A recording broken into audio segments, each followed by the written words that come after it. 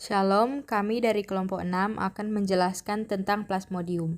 Di dalamnya kami akan membahas tentang siklus hidup plasmodium, jenis-jenis plasmodium, dan juga dampak negatif plasmodium. Namun sebelum itu saya ingin memperkenalkan anggota kelompok saya yaitu Josaphat Tuo, Daphne Oroh, Gabriela Tangkilisan, Gerard Lengkei, dan Giovanno Kuhu. Pada saat ini kita akan masuk dalam pembahasan. Siklus hidup plasmodium. Pertama, nyamuk Anopheles betina yang mengandung sporozoid Plasmodium sp menggigit manusia dan meninggalkan sporozoid di dalam jaringan darah manusia. Kedua, melalui aliran darah, sporozoid masuk ke jaringan hati.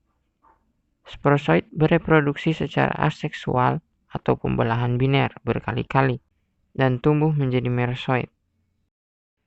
Ketiga, merozoid menggunakan kompleks apex atau ujung sel untuk menembus sel darah merah atau eritrosit penderita.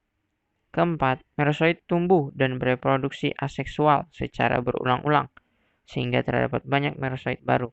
Merozoid baru ini disebut juga tropozoid. Tropozoid keluar setelah memecah sel darah merah dan menginfeksi sel darah merah lainnya secara berulang-ulang dengan interval 48-72 jam, atau bergantung pada spesiesnya.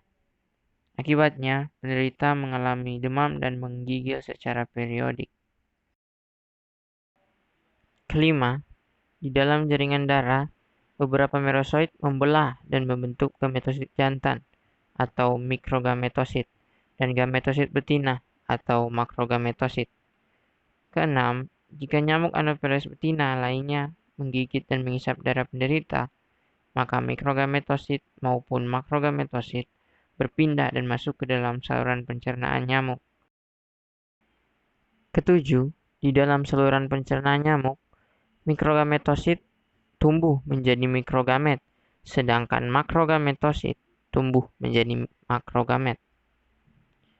Kedelapan, mikrogamet dan makrogamet mengalami fertilisasi sehingga terbentuk zigot diploid yang disebut juga okinet. Peristiwa ini merupakan reproduksi secara seksual. Kesembilan, okinet masuk ke dalam dinding usus nyamuk membentuk osista yang berdinding tebal. Di dalam osista berkembang ribuan sporozoid. Kesepuluh, sporozoid keluar dari dinding usus dan berpindah ke kelenjar ludah nyamuk. Sporozoid akan mengalami siklus yang sama saat nyamuk menginfeksi orang sehat lainnya. Gambar di samping kanan adalah gambar dari siklus hidup plasmodium dalam bahasa Inggris. Versi bahasa Indonesianya terdapat di dalam buku halaman 187. Jenis-jenis plasmodium. Plasmodium vivax adalah jenis plasmodium yang menyebabkan penyakit malaria vivax atau yang sering disebut malaria tertiana. Jenis penyakit malaria ini tergolong tidak ganas, biasanya ditandai dengan gejala suhu badan yang naik turun. Kondisi tersebut biasanya terjadi setiap 2 hari sekali atau 48 jam sekali. Plasmodium ovale adalah jenis plasmodium yang menyebabkan penyakit malaria tersiana yang tergolong tidak ganas. Gejala yang ditimbulkan mirip dengan gejala pada penyakit malaria tersiana yang tidak ganas. Plasmodium malariae adalah jenis plasmodium yang menyebabkan penyakit malaria quartana. Penyakit malaria tersebut tergolong tidak ganas, biasanya ditandai dengan gejala naik turunnya suhu tubuh setiap 3 hari sekali.